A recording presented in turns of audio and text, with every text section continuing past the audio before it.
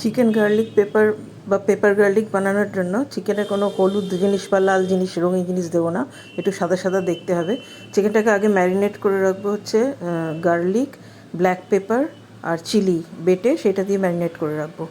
আর এদিকে জলেতে সেদ্ধ করে নেবো হচ্ছে কাজু, আমন্ড, টমেটো, শুকনো লঙ্কা, কাঁচা লঙ্কা আর হচ্ছে পেঁয়াজ। তারপরে ওই টমেটোর খোসাটা ছাড়িয়ে নেবো, টমেটোটা কাট করে দেবো, টমেটোর খোসাটা ছাড়িয়ে নেব আর আমন্ডেরও খোসাটা ছাড়িয়ে নেব। নিয়ে এবার যেগুলো সেদ্ধ করেছি সেগুলোকে মিক্সিতে একটা পেস্ট বানাবো। এই পেস্টটা ব্যবহার করব রান্নাতে।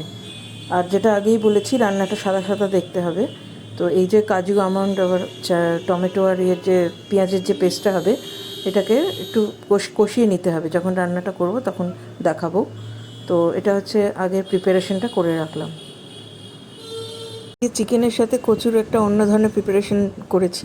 আগের দিন যেটা করেছিলাম ওটাতে পেঁয়াজ দিইনি, আজকে পেঁয়াজ টমেটো দিয়ে এবং গরম মশলা দিয়ে একটা কচুর প্রিপারেশন করেছি। তো তেলেতে প্রথমে হিং দিয়ে দিয়েছি, আর একটা গোটা শুকনো লঙ্কাও দিতে পারেন, তারপরে তেজপাতাও দিয়েছি, আর তারপরে হচ্ছে কচু আর আলুগুলোকে ডুমো ডুমো করে কেটে রেখেছিলাম, সেগুলো দিয়ে এপিট ওপিট করে ভালো করে ঢাকা দিয়ে ভাজা ভাজা মতো করেছি। আর যেটা একটা ব্যাটার মিক্সিতে বানিয়ে রেখেছিলাম, টমেটো আর শুকনো লঙ্কা, কাঁচা লঙ্কা আর পেঁয়াজকে সেদ্ধ করে তারপরে ঠান্ডা করে মিক্সিতে পেস্ট করে রেখেছিলাম, সেটা এখানে ব্যবহার করব। আর এই তরকারিটায় হলুদ পড়বে, তো হলুদ দিয়েছি সেই জন্য। আর নুনটা শেষে দেব, অল্প মিষ্টিও দেওয়া যেতে পারে।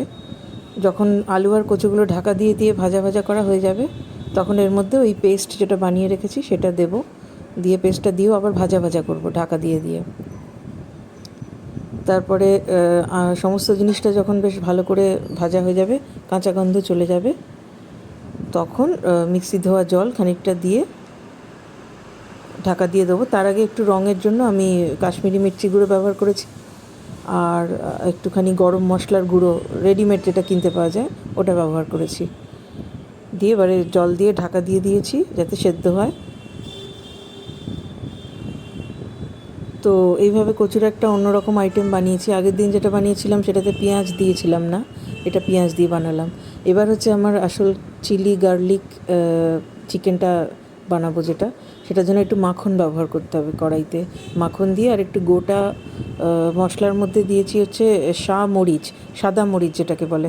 এবার চিকেনগুলো যেগুলো ম্যারিনেট করে রেখেছিলাম সেগুলোকে দিয়ে তারপরে ঢাকা দিয়ে চিকেনটাকে ভালো করে এপিট ওপিট করতে হবে, ভাজা ভাজা করতে হবে। চিকেনটা তো আগেই বলেছি যে ওই কী বলে গোলমরিচ গুঁড়ো, রসুন, কাঁচা লঙ্কা এসব বাটা দিয়ে ম্যারিনেট করে রেখেছিলাম। একটু ঝাল ঝাল হবে, আর এটা রঙিন হবে না, সাদাই থাকবে। সেই কারণে এটাকে দু পিঠটা ভালো করে ভাজা ভাজা করে নেওয়ার পর তারপরে ওই যেটা এটা পেস্টটা বানিয়ে রেখেছিলাম নাটস এবং অনিয়ন দিয়ে, সেটাকে দিয়ে সেটাকেও এই চিকেনের সাথে বেশ ভালো করে ফ্রাই করতে হবে। তারপরে সমস্ত ব্যাপারটা ভালো করে ফ্রাই করা হয়ে গেলে তারপরে একটু মিক্সি ধোয়া জল এর মধ্যে দিয়ে ঢাকা চাপা দিয়ে দেবো যতক্ষণ না পুরো চিকেনটা বয়েল হচ্ছে।